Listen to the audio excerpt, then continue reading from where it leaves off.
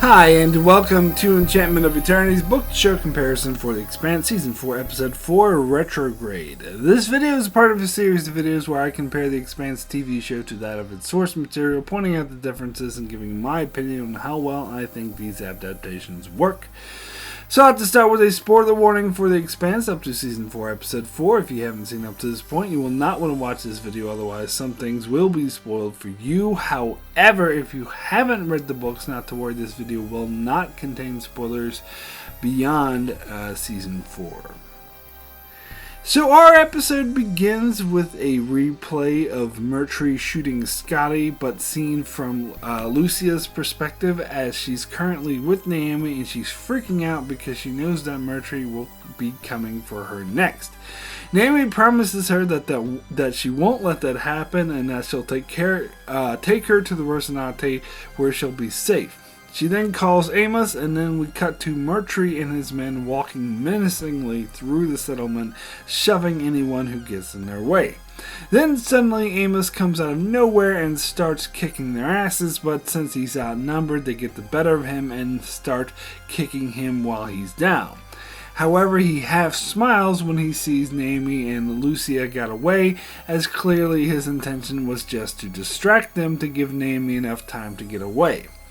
Wei yells at the other security men to stop beating Amos. One yells back, asking whose side she's on, but Murtry sides with Wei, saying killing Amos would be more trouble than it's worth, and orders that he be held in detention instead. So in the novels, it went down quite differently. First of all, as mentioned in previous videos, in the books it was Basia who was working with the militant belters, but not Lucia, and he changed his mind, and the show gave that story to Lucia. Now, Naomi wasn't on the planet, and Holden was there when Murtry killed the Belters in the ambush, and Holden actively tried to save some of their lives. The entire town gathered around the incident, in which Murtry announced what he did was entirely legal, as he had evidence that they were involved on the attack on his men, and that they were in fact preparing further attacks. When Basia arrived with Amos and Carol Chiwiwi, he announced that he also had evidence that Basia was involved in the attack on his people and possibly the bombing of the heavy shuttle, and that he was going to arrest him as well. Holden stood directly between Murtry and his team and said that it's not going to happen. He puts his hand on Wei's chest to stop her, but one of Murtry's men went around Holden, but Amos got directly in front of Basia and punched the security officer right in the face, and everyone else drew their guns on Amos. However, Holden announced that as the legal representative of the UN, he was placing Basia in UN custody on the Rocinante. Murtry agreed to it as long as Basia left the planet immediately. So, the books was great, but the show set up a scenario that was more exciting and led to a more longer-lasting storyline of Lucia and Naomi trying to get away from Murtry, which to me upped the stakes, so I'm going to give this a +2. So then we go over to Holden, Alex, and Elvie, who are looking at the wreckage of the alien structure that the Rocinate's missile destroyed. Elvie says that it's a goddamn waste, but Holden says he calls it a goddamn miracle. He asks Alex if it's still active, but he says that it's inert, and Holden says that he'll settle for inert. But Elvie is still upset and insists they came to this planet to study it, not to destroy what they find. But Holden retorts that they have two different agendas, but Elvie argues that he hasn't been honest about what his agenda is. She then brings up how he was at the source when the lightning happened, and he seems to know more than what he's letting on, and she then asks who Miller is, but Alex looks uncomfortable and says that's on a need-to-know basis, and Elvie believes that at this point she qualifies. So the Rocinante never destroyed an alien structure in the novel, so we never got a scene like this. Closest comparison is when Wade destroyed the malfunctioning insect-like mechanical being that they found in the desert, but Holden was actually more appalled about that than Elvie was. We never got Elvie drilling Holden for knowing more than he's letting on, which was an interesting dynamic for the show. It made her character a bit different, much more antagonistic towards Holden as she kept challenging him. I'm not sure how I feel about that. On the one hand, I'm happy that she doesn't have a crush on him the way she did in the books. I hated that. But on the other hand, I think her challenging Holden and that he knows more than what he's saying is also not that interesting. I did like her better in the books when she was completely on Holden's side. So I'm going to give this a 0. So then Holden gets a call from Naomi, who's in a panic, telling Holden that Murtry's gone on a rampage as he's killed 5 Belters and is now after Lucia. Holden asks where Amos is, and Naomi explains that they beat him down because he was protecting them. She tells him that Lucia knows another path back to the Rocinante. Holden tells her to stay there and that he'll come for her, but she says it isn't safe and tells him to meet her at the Rossi. When she hangs up, Holden calls Murtry, who tells him that this isn't a good time. Holden yells at him, asking him what the fuck does he think he's doing. He tells him that if he hurts Naomi, he's a dead man. But Murtry's puzzled by this, of what Naomi has to do with this, but then he realizes that she's helping Lucia. He tells Holden that he has no quarrel with her, but she's helping a fugitive. He suggests the best way to keep Naomi safe is to tell her to surrender, and then he hangs up. Holden, Alex, and Elvie then hurry to get back to town. So in the novels, this never happened, obviously, as Naomi wasn't on the planet, and I already explained how Holden got Basia on the Rocinante. However, there was another instance a bit later on in the story where Murtry did put Naomi's life in danger. As in the novels, Murtry had ordered to turn one of the shuttles into a giant bomb, and he'll do this later in the show as well. But in the novels, it happened a bit earlier. And on the Rocinante, Naomi saw them doing this and had a plan to sabotage it, and Holden gave her plan to go ahead. However, at the exact moment she was attempting to disarm the shuttle, Murtry's security officer, who was in charge of the Edward Israel Havelock, was running a combat exercise in space in an effort to combat train a group of engineers, and in doing so they spotted Naomi and they captured her. This outraged Holden and was a point of contention between Holden and Murtry for a while, as Murtry considered her a saboteur and refused to let her go. So I like the Naomi getting captured storyline in the books, but I can totally see why they cut it, because the entire Havelock storyline was cut, and frankly I think the show was better for it, as it was mostly not very interesting, and focusing more on Naomi and Lucia was actually much more exciting and focused more on the characters that mattered, so I'm going to give this a +2. So next we go to Earth, where we see Avasarala recording a message for Holden where she states that she sent him there to be her eyes and ears on Illis, and yet she hasn't heard from him. She then politely asks if he could take some time out of his busy schedule to pick up a comm and tell her what the fuck is going on down there. So we never got this exact scene in the novels, but I believe a lot of references were made to her angry messages sent to Holden, where that Holden wasn't eager to listen to, and this is pretty much exactly what they probably sounded like. And I absolutely loved Avasarala losing her shit like this. Not only is it funny, but also true to her character, so I'm going to give this a +3. So then we go to Mars, when we see Bobby Draper at her job, obviously feeling really guilty about what she's done. She goes to her boss, who says that he's really impressed with her work that she's been doing, calling her one of his best workers. However, she then tells him about what she did, allowing people to steal equipment from the yard for money. Her boss tells her that he'd hate to lose her, so he won't say anything. She is surprised by this and tells him that it will never happen again, but he says that's not what he meant. He wants her to do it again, and he wants to be cut in on the action. She says that it's illegal, but he argues no one was hurt. He then asks her if she'd prefer he just turned her in, but she tells him that he won't have to because she quits. So nothing like this happened in the novels. Bobby never got fired from her job or anything like this, but this does go in line with how corrupt Mars is and how the whole economy is falling apart and making a life of crime more common. This was implied in the novels but never shown up close in so much detail, which I love, so I'm going to give this a +3. So then we go to Amos waking up in the RC bunk room, handcuffed to a bed. Wei is caring for him and telling him he's lucky that the next time he attacks them, he's going to get shot. Amos ignores her and tells her that she needs to take the cuffs off right now.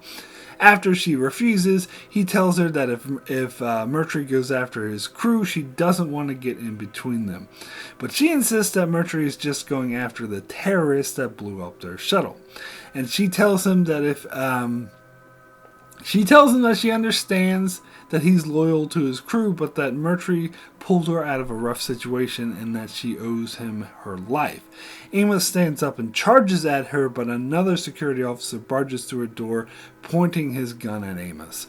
He tells Wade that Mercury wants to see her, and then tells Amos to sit the fuck back down, so he does. Wade tells him thanks because she really didn't want to have to shoot him. So in the novels, we don't get a scene like this. Closest comparison is when Holden hears that Naomi has been kidnapped by Mercury. He's out in the middle of nowhere trying to talk to Miller, and as soon as Alex reveals that he told Amos that Naomi's been captured, Holden runs back to the settlement as quickly as he can. He's relieved to discover that Mercury is still alive. However, Amos has him pinned up against the wall with a gun pressed so firmly to his head that he's bleeding from it. 4 RCE security guards are pointing guns at Amos, including Wei, who threatens to blow him away. But Amos tells her to blast away, sweetheart, because if she does, there's no way Mercury would survive. However, Holden manages to talk Amos down, and Mercury lets him leave without incident. So in the novels, this was before Amos and Wei became close. However, it should be noted that this didn't stop them from becoming close, so this is in the same vein as in the show, where Amos attacking her team and threatening to kill him didn't hinder her feelings for each other, as we'll see later in the season. So it came across well in the show, and I understand them not having Naomi be captured by Mercury changed the dynamic, so the scene with Amos threatening Mercury's life would no longer fit. But god damn it, I really love that scene from the novels where Amos presses the gun against Mercury and threatens to blow him away. And I was sorry to see this go, so I'm going to give this a -1. So then we see Mercury with Wei as he contacts Fayez on the Edward Israel and to try to get him to use the ship's scopes to track the fugitives, as he refers to Naomi and Lucia. Fayez tries to tell Mercury that they're using the scopes for scientific research, but Mercury fires back that he doesn't give a damn about his rocks and warns Fayez that he better do as he's told or he'll risk becoming the new target of his anger. But then Fayez apologizes and says that the Edward Israel is moving to the dark side of the planet and will be out of contact for 21 hours, and then abruptly ends the call. Fayez then gives Mercury the double middle finger, expressing his feelings about him. Mercury, upset, tells Wei that the camp is now in lockdown, and if any of the Belters try anything, to shoot them, and then he goes off to hunt for Lucia. So in the novels, as I explained earlier, Fayez was on the planet, not on the ship, so we never got a scene like this. Further, at this stage in the story, Fayez was kind of on Mercury's side. At this stage, he was still terrified of the Belters, who attacked their team twice and killed a lot of them, and his response to Mercury's attack on the terrorists was to sit in a bar all day and make as many friends with the Belters as he could. At first, this puzzled Elvie, but then she realized it was because he was terrified, although he tried to hide it with a lot of good cheer, and this was his way of trying to keep himself safe. I prefer the show's version. I mean, I understand why the books wrote it like that. It does make sense. Fies would be more scared of the Belters at this stage, but I love how the show immediately recognizes Murtry as the villainous killer that he is. And that moment where he gave them the double middle finger was amazing. So I'm going to give this a +4. We then see Naomi and Lucia try to make their way back to the Rocinante as they see it's being guarded by Murtry's men. They hide in some sand dunes, and it's obvious that Naomi is really being affected by the gravity and is having trouble breathing. Lucia apologizes to Naomi for dragging her into this, but Naomi dismisses it by saying that they're here to help.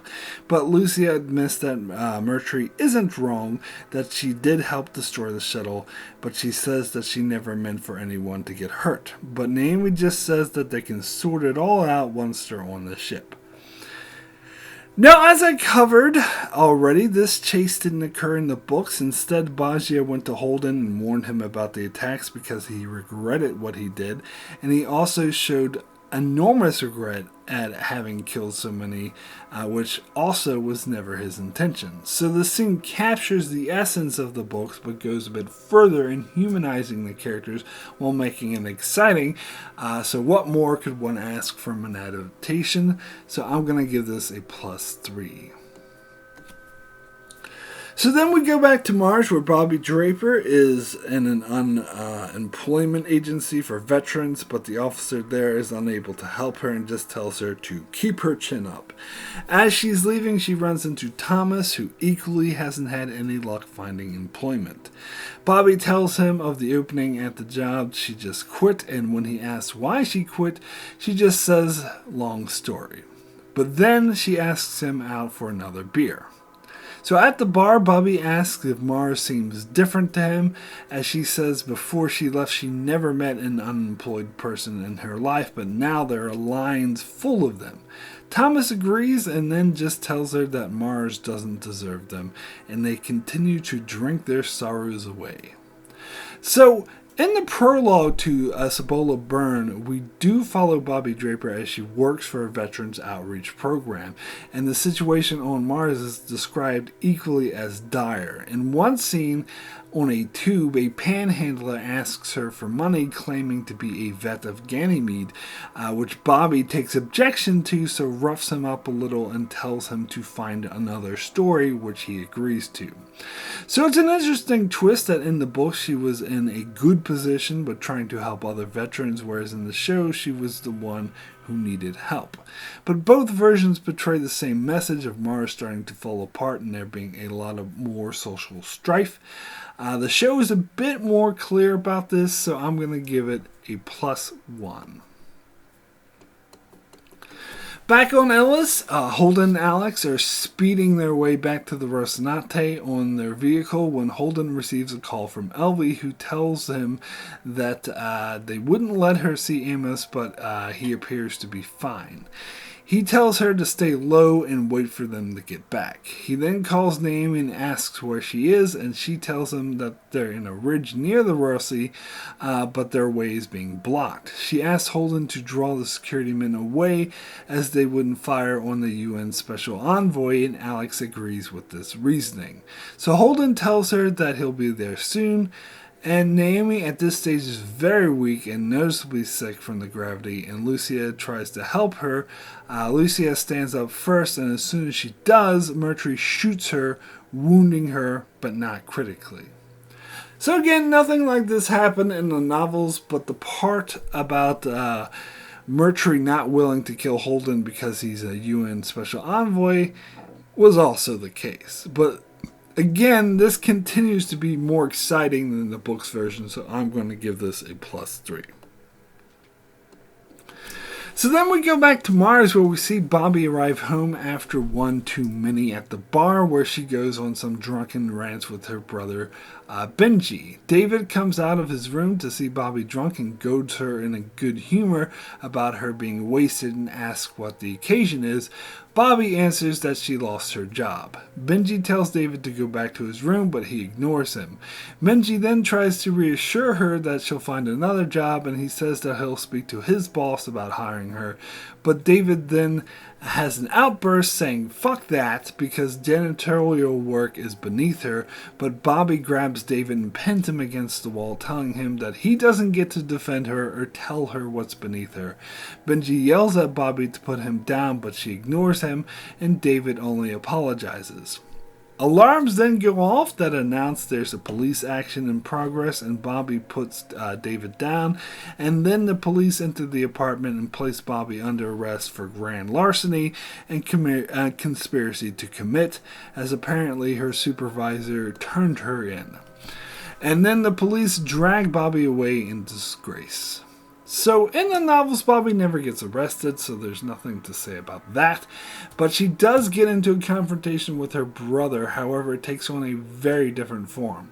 Benji in the show is much more forgiving and compassionate than his counterpart from the book, specifically the noveletta Gods of Risk. As they're there, he actively blamed Bobby for the predicament that she's in and said it was her own fault. And there's a scene at a celebration meant for David where Bobby is drunk and gets into a loud argument with Benji as he accuses her of betraying Mars, and she tells him that he doesn't know what he's talking about. I don't know why, but I actually like the strong, supportive brother better than the angry, bitter one. It creates less drama, sure, but it endears me more to him. And I like that Bobby's family is supportive of her, and the source of drama actually comes from outside sources. So I'm going to give this a +2. Back on Ellis, Holden tries to call Naomi, but she's not answering. Holden then tells Alex that he knows Naomi is hurt, as he can hear it in her voice, but then Alex comes clean about the fact that Naomi isn't responding to the gravity treatment, and he apologizes, saying that Naomi made him promise not to tell him. And Holden doesn't get upset over this, and instead is just more worried about Naomi. So this particular plot point wasn't in the books, but I have an inkling. If it was, Holden would have been very angry with Alex, as he was always very overprotective of her in the books, to the point that I found annoying. Therefore, I love this portrayal of Holden, where he's less concerned about Alex lying and more concerned with helping Naomi, which makes me think much more highly of Holden and appreciate his character more, so I'm going to give this a +4. Next, we go to Naomi and Lucia, where Naomi's worried about Lucia, who's been shot, but Lucia says that she's going to give herself up, and she doesn't want anyone else to get hurt because of her, but Naomi tells her not to. Mercury then calls out to Lucia, telling her she should think of her family, but Naomi tells her not to listen to him, that he's bluffing. But then Naomi gets her hand terminal out and starts doing something on it, and Lucia uses the distraction to stand up and surrender to Mercury. And just as Mercury takes aim on her, the Rocinante starts firing rounds near Mercury and his men's position, throwing them off guard. Then Holden and Alex show up, and they use the distraction of the Rocinante firing to rescue Naomi and Lucia and take them safely back to the Rocinante. So in the novels, we got nothing like this, as Bozia surrendered himself to Holden pretty uneventfully, and the Rocinante was never on the planet to fire. I suppose the only other comparison was when Havelock turned on his own crew to spring Naomi from the holding cell, and Bozia came on board to rescue her. But that was an entirely different situation. Frankly, this one was a bit more exciting, using more characters that we're familiar with and upping the stakes with having the Rocinante on the planet. So I absolutely love this to death, so I'm going to give this a +5. So then we go to Mars, where Bobby Draper is waiting in a holding cell when Isai comes to visit her. Apparently she had called him, and he tells her that he assumes that she had no one else to call. She simply asks him if his offer still stands. He replies that the fact that she doesn't have her job anymore at the docks changes things, and it means that the position would have to be full-time. Bobby tells him that she's in, and she walks out of the cell with him.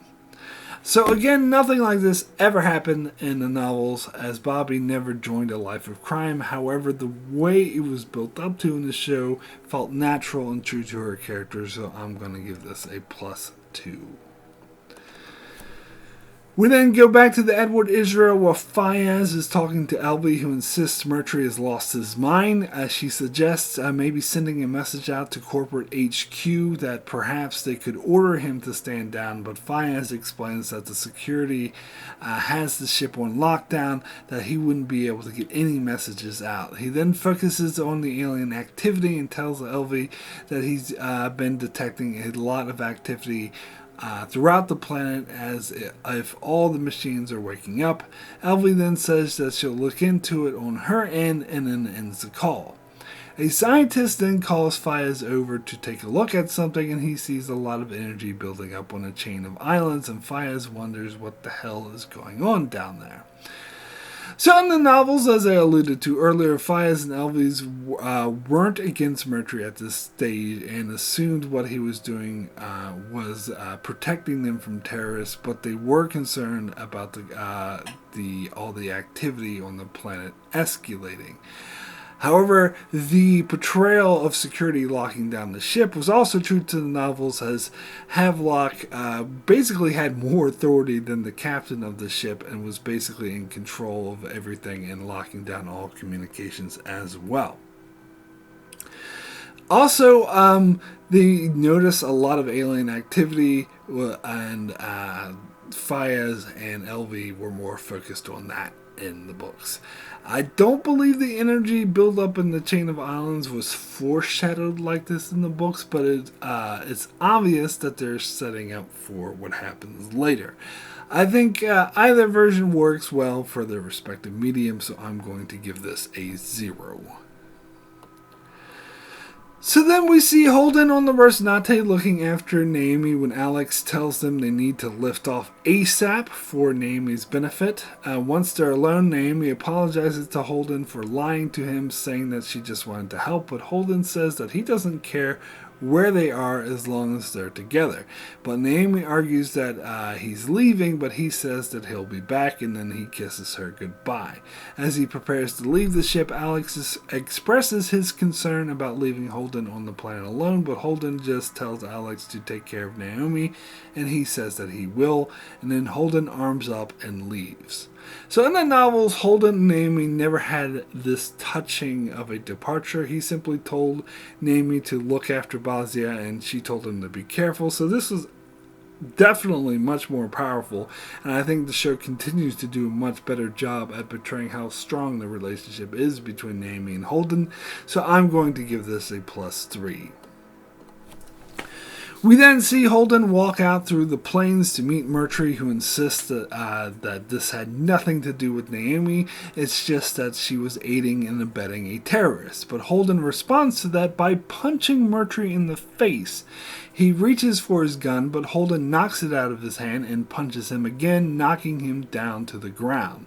Holden simply says that this ends now, and then walks off. Now, in the novels, Holden never punched Mercury like this. In fact, he never really had this one-up moment like this, as Mercury's always stubborn and unmoved even when Holden tried to flex his authority. And the fact that he has the only warship in orbit present, but Mercury always calls his bluff, insisting that he's too good to actually move against him. But in this, Holden clearly doesn't give a damn and is willing to lay down the law, and that I actually very much love. I much prefer this portrayal of Holden as taking no shit and just laying down the law, so I'm going to give this a +4. So my final adaptation score for Retrograde is a +40. A high score, but I think this episode improves upon the novels pretty much at every turn, making it much more exciting than the novels and exploring the characters more than the novels did, making this a very strong adaptation. So that's it for my book to show comparison for The Expanse Season 4, Episode 4. I'll be back next week for my review and book to show comparison of Season 4, Episode 5, as well as I cover many other shows on my channel like Star Trek and more. So be sure to subscribe so you can keep up with all of that. And thanks a lot for watching.